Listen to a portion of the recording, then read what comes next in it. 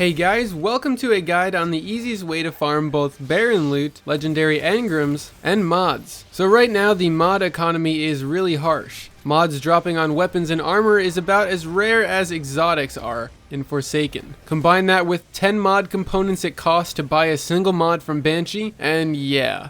You get the point. Eventually mods are going to be part of your endgame grind where you improve your ability and super cooldowns, and use weapon mods to improve your gunplay. Because mods are insanely rare, I'm going to show you how to farm them, and in doing so you'll be able to farm the Baron specific loot as well. So what you want to do is load up the strike called the hallowed lair, found in the Tangled Shore. It will matchmake for you if you don't already have a full fire team, and the power is 400. So pretty much anyone can do this, but there's not really much reason to until after you've already beaten the Forsaken campaign. You can speedrun this strike pretty easily. It's not that hard at all, but the boss fight does take up a good portion of your time. I'll give some advice for speedrunning later in the video. Run through the strike, get to the boss, which is the fanatic Baron you fight in the campaign, and once you kill him, he will drop a guaranteed legendary engram that is one of the Baron specific items. Each class can get a chest piece and a helmet for armor, a grenade launcher, bow or sidearm for weapons, and possibly a ship or sparrow for cosmetics. One of these will drop from the boss every single time you do this strike. What you want to aim for is getting the armor, because every armor piece that drops from the boss will be guaranteed to drop with a mod in it. If you get the helmet, it will drop with a super cooldown mod. If you get a chest piece, it will drop with a recovery mod. Dismantling this gear will give you the mod that was on the armor, which is really nice. I haven't tried dismantling the mod itself once I removed it from the armor, so if you do, please let me know how many mod components it gives you. I don't think the weapons drop with mods, unfortunately, and if they do, it is absurdly rare. The good thing though is that you'll be getting legendary shards and gunsmith materials for weapons and armor you delete, so basically it's a legendary engram farm on top of a Baron specific loot and mod farm. While you're running this strike, make sure to kill the yellow bars for a chance at prime engrams. You start earning prime engrams once you reach rank 50, and prime engrams are basically powerful engrams that give you a bump to your light level. You can only get the armor for the class you're running, so if you want to collect all the armor pieces for each character, you're going to have to switch to another class and run the strike again. The strike takes around 10 minutes if you learn how to speedrun it, so it's not an instant gratification farm, but it is still guaranteed loot, which is awesome. This method is the fastest way to acquire mods in the game currently, outside of buying them for their ridiculous price at the gunsmith. Now, I'll give you some tips on speedrunning this strike. Speedrunning this one is pretty easy. You can run through a lot of this strike and avoid all the enemies. When you go through the first tunnel, try to stay to the right when you boost off the first cliff. If you land on it, you can take your sparrow into the loading zone and use it to speed through the entire first part. If you lose your sparrow, you won't be able to spawn it in again, so keep that in mind. You can run a sparrow through a large chunk of the beginning. The only time I would stop to kill anything is maybe a major or two for a chance at a prime engram, but if you're not too concerned about that, just blast on through. You don't need to kill a single enemy until you get to the Quitter's Well. Once you're here, immediately jump on the platform and lower it all the way down to get to the next objective. There will be a spider tank here, so once you clear out the guys, melt the tank as fast as you can, and as soon as the tank is destroyed, you can just run to the next section without killing anything. Once in the bluish room, with the two weighted platforms, you can actually jump up to the right or left onto hanging beams, and instead of wasting time running up the stairs, you can get a head start on lowering these platforms. You have to kill all the enemies to spawn the ogre. Also, if you want,